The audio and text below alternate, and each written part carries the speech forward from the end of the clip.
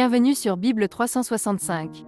Nous sommes contents que vous soyez avec nous aujourd'hui, pour écouter la lecture du livre d'Esdras chapitre 6, 7, 8, 9 et 10. Demain nous commencerons avec le livre de Néhémie. Si vous êtes nouveau, s'il vous plaît abonnez-vous à la chaîne, aimez et partagez-la pour encourager quelqu'un d'autre à écouter la Bible cette année. Bonne écoute.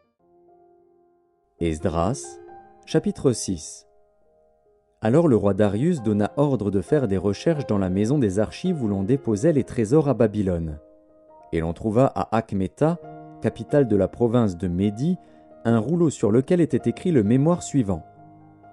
La première année du roi Cyrus, le roi Cyrus a donné cet ordre au sujet de la maison de Dieu à Jérusalem, que la maison soit rebâtie pour être un lieu où l'on offre des sacrifices et qu'elle ait des solides fondements.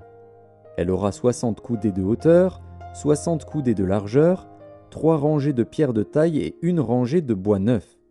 Les frais seront payés par la maison du roi. De plus, les ustensiles d'or et d'argent de la maison de Dieu que Nebuchadnezzar avait enlevés du temple de Jérusalem et transportés à Babylone seront rendus, transportés au temple de Jérusalem à la place où ils étaient et déposés dans la maison de Dieu. Maintenant, Tatnaï, gouverneur de l'autre côté du fleuve, Shethar-Boznaï et vos collègues d'Apharzak, qui demeuraient de l'autre côté du fleuve, tenez-vous loin de ce lieu. Laissez continuer les travaux de cette maison de Dieu. Que le gouverneur des Juifs et les anciens des Juifs la rebâtissent sur l'emplacement qu'elle occupait. Voici l'ordre que je donne touchant ce que vous aurez à faire à l'égard de ces anciens des Juifs pour la construction de cette maison de Dieu. Les frais, pris sur les biens du roi provenant des tribus de l'autre côté du fleuve, seront exactement payés à ces hommes, afin qu'il n'y ait pas d'interruption. Les choses nécessaires pour les holocaustes du Dieu des cieux, jeunes taureaux, béliers et agneaux, froment, sel, vin et huile, seront livrés, sur leur demande, aux sacrificateurs de Jérusalem, jour par jour et sans manquer, afin qu'ils offrent des sacrifices de bonne odeur au Dieu des cieux et qu'ils prient pour la vie du roi et de ses fils. Et voici l'ordre que je donne touchant quiconque transgressera cette parole. On arrachera de sa maison une pièce de bois, on la dressera pour qu'il y soit attaché, et l'on fera de sa maison un tas d'immondices. Que le Dieu qui fait résider en ce lieu son nom renverse tout roi et tout peuple qui étendrait la main pour transgresser ma parole, pour détruire cette maison de Dieu à Jérusalem. Moi, Darius, j'ai donné cet ordre, qu'il soit ponctuellement exécuté. Tatnaï, gouverneur de ce côté du fleuve, Shethar-Boznaï et leurs collègues se conformèrent ponctuellement à cet ordre que leur envoya le roi Darius. Et les anciens des Juifs bâtirent avec succès, selon les prophéties d'Agé, le prophète, et de Zacharie, fils d'Iddo. Ils bâtirent et achevèrent, d'après l'ordre du Dieu d'Israël et d'après l'ordre de Cyrus, de Darius et d'Artaxercès, roi de Perse. La maison fut achevée le 3e jour du mois d'Adar, dans la 6e année du règne du roi Darius. Les enfants d'Israël, les sacrificateurs et les Lévites, et le reste des fils de la captivité firent avec joie la dédicace de cette maison de Dieu. Ils offrirent, pour la dédicace de cette maison de Dieu, 100 taureaux, 200 béliers, 400 agneaux et, comme victime expiatoire pour tout Israël, 12 boucs, d'après le nombre des tribus d'Israël. Ils établirent les sacrificateurs selon leur classe et les Lévites selon leur division pour le service de Dieu à Jérusalem, comme il est écrit dans le livre de Moïse. Les fils de la captivité célébrèrent la Pâque le 14e jour du 1er mois. Les sacrificateurs et les Lévites s'étaient purifiés de concert, tous étaient purs. Ils immolèrent la Pâque pour tous les fils de la captivité, pour leurs frères les sacrificateurs, et pour eux-mêmes.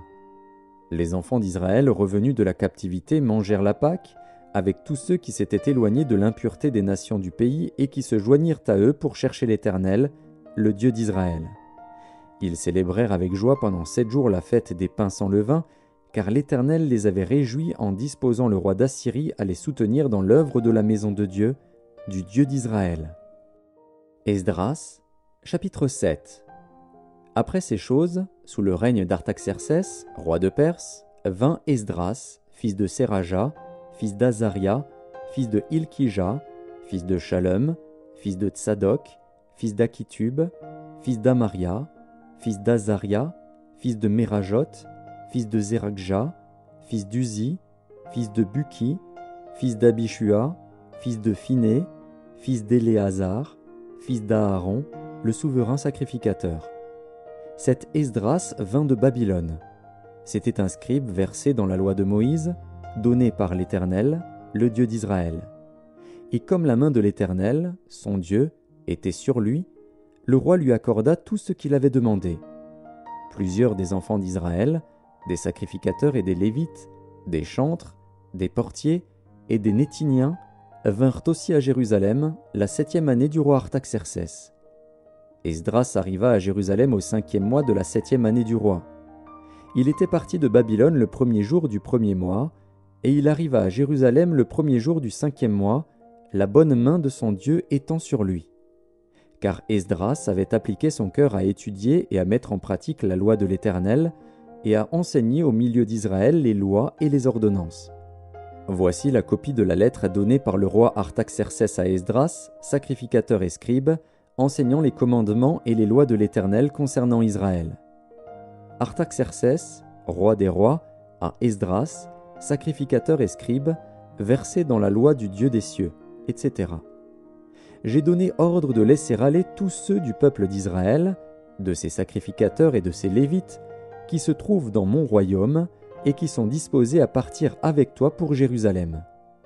Tu es envoyé par le roi et ses 7 conseillers pour inspecter Juda et Jérusalem d'après la loi de ton Dieu, laquelle est entre tes mains, et pour porter l'argent et l'or que le roi et ses conseillers ont généreusement offert au Dieu d'Israël, dont la demeure est à Jérusalem, tout l'argent et l'or que tu trouveras dans toute la province de Babylone, et les dons volontaires faits par le peuple et les sacrificateurs pour la maison de leur Dieu à Jérusalem.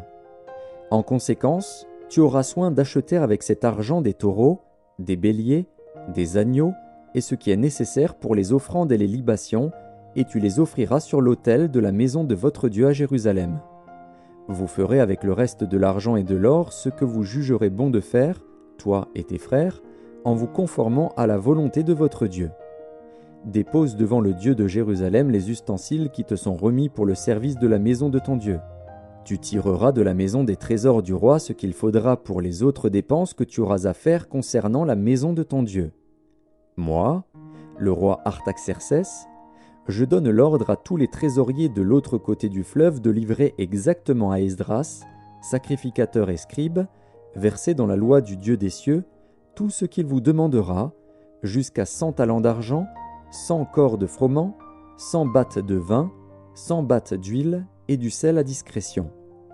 Que tout ce qui est ordonné par le Dieu des cieux se fasse ponctuellement pour la maison du Dieu des cieux, afin que sa colère ne soit pas sur le royaume, sur le roi et sur ses fils.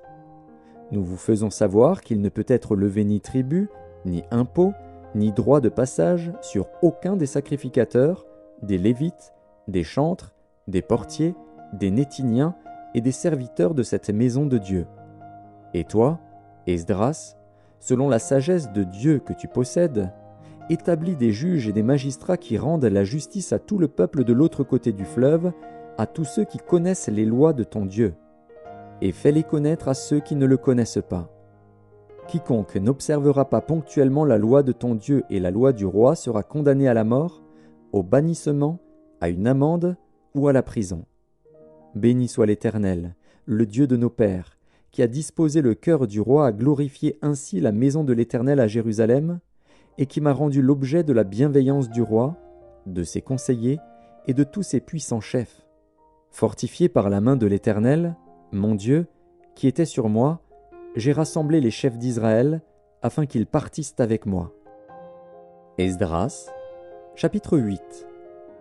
Voici les chefs de famille et les généalogies de ceux qui montèrent avec moi de Babylone sous le règne du roi Artaxercès. Des fils de Phiné, Gershom. Des fils d'Ithamar, Daniel. Des fils de David, Hattush. Des fils de Shekania. Des fils de Paréosh, Zacharie, et avec lui 150 mâles enregistrés. Des fils de Pachat-Moab, El-Joénaï, fils de Jérakja, et avec lui 200 mâles. Des fils de Shekania, le fils de Jacaziel, et avec lui 300 mâles. Des fils d'Adin, Ebed, fils de Jonathan, et avec lui 50 mâles. Des fils d'Élam, Ésaïe, fils d'Athalia, et avec lui 70 mâles. Des fils de Shéphatia, Zébadia, fils de Michaël, et avec lui 80 mâles. Des fils de Joab, Abdias, fils de Jéhiel, et avec lui 218 mâles. Des fils de Shélomis, le fils de Josiphia, et avec lui 160 mâles. Des fils de Bébaï, Zacharie, fils de Bébaï, et avec lui 28 mâles. Des fils d'Asgad, Jochanan, fils d'Akatan, et avec lui 110 mâles. Des fils d'Adonikam, les derniers, dont voici les noms, Éliphélet, Jéhiel et Shemaéja, et avec eux 60 mâles. Des fils de Bigvaï, Utaï et Zabud, et avec eux 70 mâles. Je les rassemblai près du fleuve qui coule vers Ahava, et nous campâmes là 3 jours. Je dirigeais mon attention sur le peuple et sur les sacrificateurs, et je ne trouvais là aucun des fils de Lévi.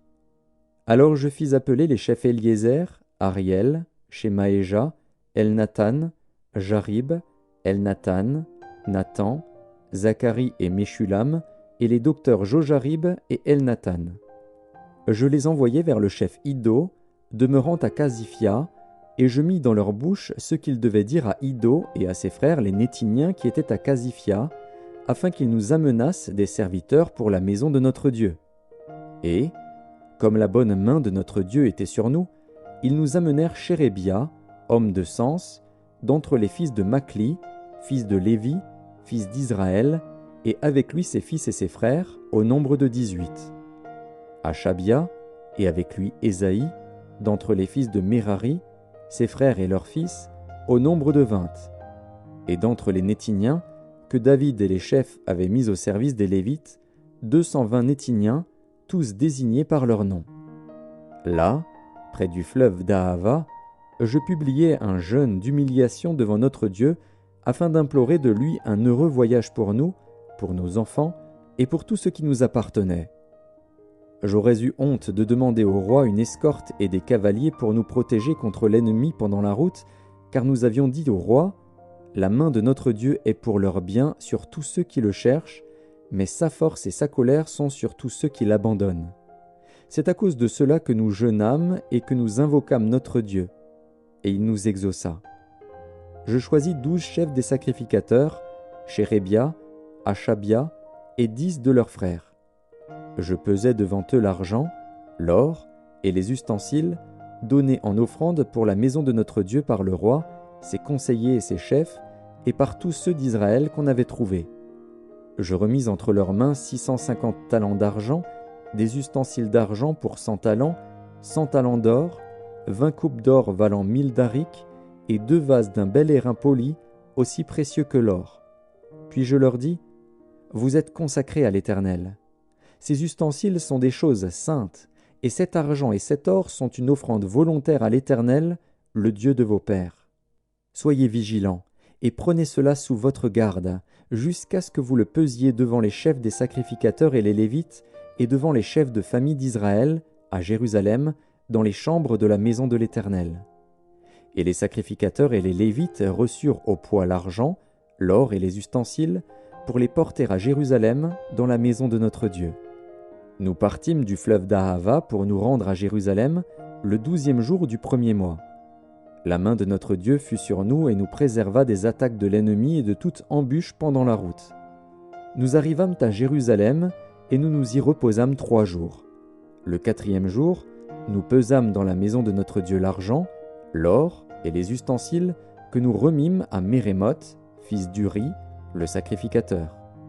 Il y avait avec lui Éléazar, fils de Phiné, et avec eux les Lévites Josabad, fils de Josué, et Noadia, fils de Binui. Le tout ayant été vérifié, soit pour le nombre, soit pour le poids, on mit alors par écrit le poids du tout. Les fils de la captivité revenus de l'exil offrirent en holocauste au Dieu d'Israël 12 taureaux pour tout Israël, 96 béliers, 77 agneaux et 12 boucs comme victimes expiatoires, le tout en holocauste à l'Éternel. Ils transmirent les ordres du roi aux satrapes du roi et aux gouverneurs de ce côté du fleuve, lesquels honorèrent le peuple et la maison de Dieu. Esdras, chapitre 9. Après que cela fut terminé, les chefs s'approchèrent de moi en disant : « Le peuple d'Israël, les sacrificateurs et les Lévites ne se sont point séparés des peuples de ces pays, et ils imitent leurs abominations, celles des Cananéens, des Hétiens, des Phéréziens, des Jébusiens, des Ammonites, des Moabites, des Égyptiens et des Amoréens.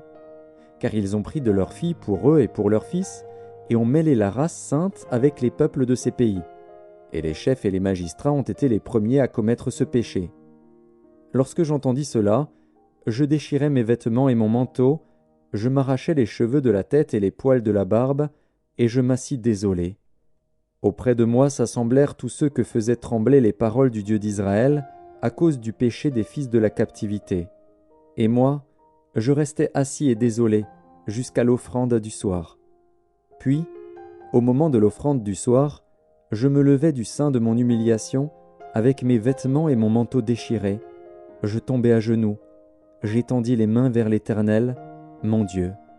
Et je dis : Mon Dieu, je suis dans la confusion, et j'ai honte, ô mon Dieu, de lever ma face vers toi. Car nos iniquités se sont multipliées par-dessus nos têtes, et nos fautes ont atteint jusqu'aux cieux.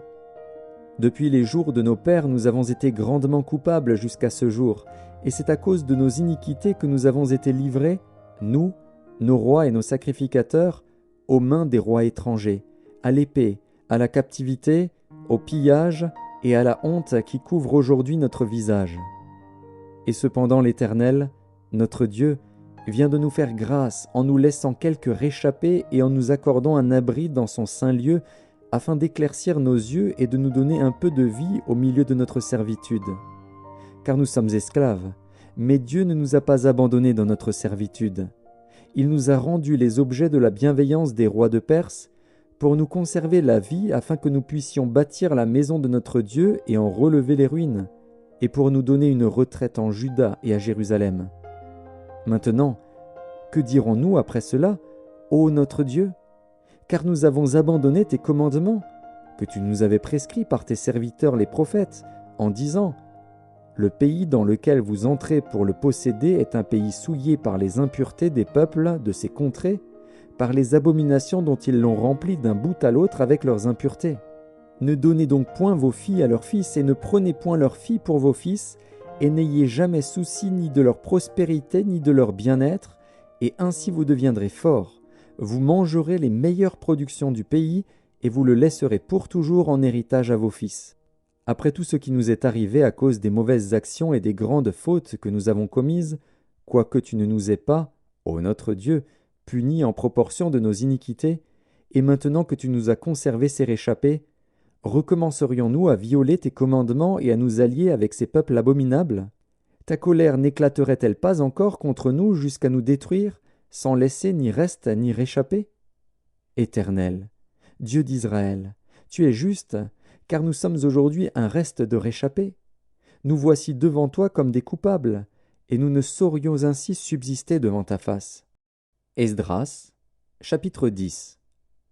Pendant qu'Esdras, pleurant et prosterné devant la maison de Dieu, faisait cette prière et cette confession, il s'était rassemblé auprès de lui une foule très nombreuse de gens d'Israël, hommes, femmes et enfants, et le peuple répandait d'abondantes larmes. Alors Shekania, fils de Jéhiel, d'entre les fils d'Élam, prit la parole et dit à Esdras : Nous avons péché contre notre Dieu, en nous alliant à des femmes étrangères qui appartiennent au peuple du pays. Mais Israël ne reste pas pour cela sans espérance. Faisons maintenant une alliance avec notre Dieu pour le renvoi de toutes ces femmes et de leurs enfants, selon l'avis de mon Seigneur et de ceux qui tremblent devant les commandements de notre Dieu, et que l'on agisse d'après la loi. Lève-toi, car cette affaire te regarde. Nous serons avec toi. Prends courage et agis. Esdras se leva, et il fit jurer aux chefs des sacrificateurs, des Lévites et de tout Israël, de faire ce qui venait d'être dit. Et ils le jurèrent. Puis Esdras se retira de devant la maison de Dieu, et il alla dans la chambre de Jochanan, fils d'Eliashib. Quand il y fut entré, il ne mangea point de pain et il ne but point d'eau, parce qu'il était dans la désolation à cause du péché des fils de la captivité. On publia dans Juda et à Jérusalem que tous les fils de la captivité eussent à se réunir à Jérusalem, et que, d'après l'avis des chefs et des anciens, quiconque ne s'y serait pas rendu dans 3 jours aurait tous ses biens confisqués et serait lui-même exclu de l'assemblée des fils de la captivité. Tous les hommes de Juda et de Benjamin se rassemblèrent à Jérusalem dans les 3 jours. C'était le 20e jour du 9e mois. Tout le peuple se tenait sur la place de la maison de Dieu, tremblant à cause de la circonstance et par suite de la pluie. Esdras, le sacrificateur, se leva et leur dit : « Vous avez péché en vous alliant à des femmes étrangères, et vous avez rendu Israël encore plus coupable. Confessez maintenant votre faute à l'Éternel, le Dieu de vos pères, et faites sa volonté. Séparez-vous des peuples du pays et des femmes étrangères. » Toute l'assemblée répondit d'une voix haute : « À nous de faire comme tu l'as dit. » Mais le peuple est nombreux, le temps est à la pluie, et il n'est pas possible de rester dehors. D'ailleurs, ce n'est pas l'œuvre d'un jour ou 2, car il y en a beaucoup parmi nous qui ont péché dans cette affaire. Que nos chefs restent donc pour toute l'assemblée, et tous ceux qui dans nos villes se sont alliés à des femmes étrangères viendront à des époques fixes, avec les anciens et les juges de chaque ville, jusqu'à ce que l'ardente colère de notre Dieu se soit détournée de nous au sujet de cette affaire. Jonathan, fils d'Azaël, et Jaxia, fils de Tikva, appuyés par Meshulam et par le lévite Shabtaï, furent les seuls à combattre cet avis, auquel se conformèrent les fils de la captivité. On choisit Esdras, le sacrificateur, et des chefs de famille selon leur maison paternelle, tous désignés par leur nom. Et ils siégèrent le 1er jour du 10e mois pour s'occuper de la chose. Le 1er jour du 1er mois, ils en finirent avec tous les hommes qui s'étaient alliés à des femmes étrangères. Parmi les fils de sacrificateurs, il s'en trouva qui s'étaient alliés à des femmes étrangères, des fils de Josué, fils de Jotsadak, et de ses frères, Maazéja, Éliézer, Jarib et Guédalia, qui s'engagèrent, en donnant la main, à renvoyer leurs femmes et à offrir un bélier en sacrifice de culpabilité. Des fils d'Immer, Anani et Zébadia, des fils de Harim, Maazéja, Éli, Shemaéja, Jéiel et Osias, des fils de Pashur, Eljoénaï, Maazéja, Ismaël, Nethanil, Josabad et Éléasa. Parmi les Lévites, Josabad, Shiméi, Kélaja ou Kélita, Pétajja, Juda et Éliézer. Parmi les chantres, Eliashib. Parmi les portiers, Shalom, Télem et Uri. Parmi ceux d'Israël, des fils de Paréosh, Ramia, Jizija, Malkija, Mijamin, Éléazar, Malkija et Benaja.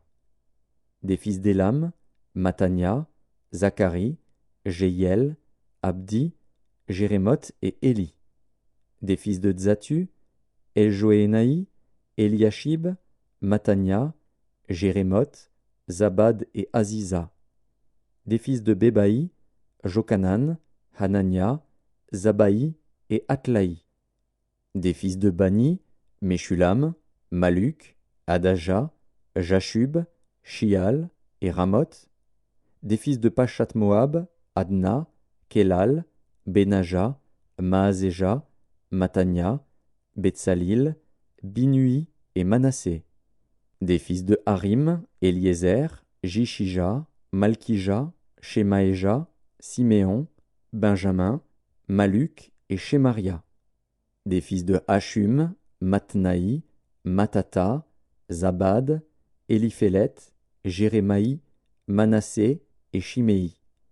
Des fils de Bani, Madaï, Amram, Uel, Benaja, Bédia, Kélu, Vania, Mérémoth, Eliashib, Matania, Matnaï, Jaazaï, Bani, Binui, Shiméi, Shélémia, Nathan, Adaja, Maknadbaï, Shashaï, Sharaï, Azaril, Shélémia, Shemaria, Shalom, Amaria et Joseph. Des fils de Nebo, Jéiel, Matitsia, Zabad, Zébina, Jadaï, Joël et Benaja.